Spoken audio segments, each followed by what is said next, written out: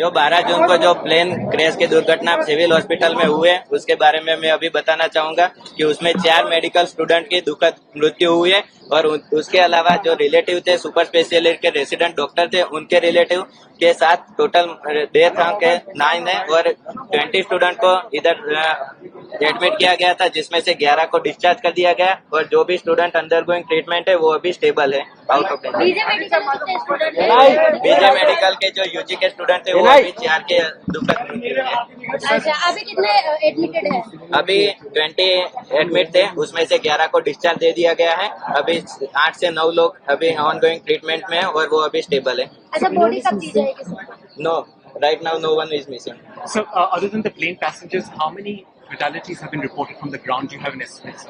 Up to now 21 other than the passenger and medical student 21 dead body recovered from the site of the plane crash. So, 20.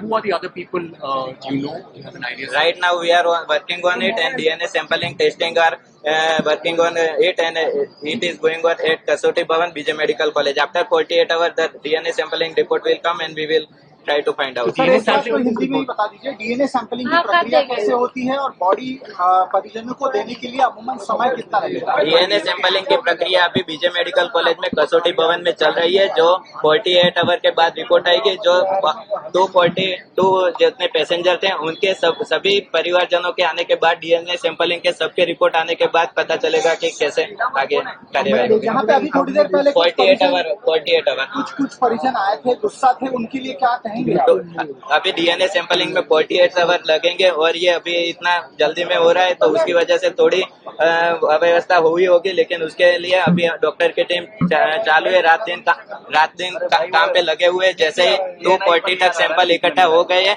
जैसे ही report आएगी उसके बाद body को आगे ये बताया जा रहा है सर कि कोल्ड स्टोरेज में 36 बॉडी रखी जा सकती है। यहाँ पे कितनी बॉडी हैंड ओवर है? कोल्ड स्टोरेज में 36 बॉडी रखी जा right now no body will given to the passenger relative of the passenger because सभी के रिपोर्ट्स आने के बाद ही डेड बॉडी डिस्पैच करेगी। पूरे रिपोर्ट आने के बाद ही पीएम रूम से और पुलिस परमिशन के साथ ही बॉडी को डिस्पैच किया जाएगा। डीएनए सैंपलिंग में क्या दिक्कत आ रही है? 48 आवर्स दिक्कत क्या आ रही है सर जिस वजह से टाइम लग रहा है?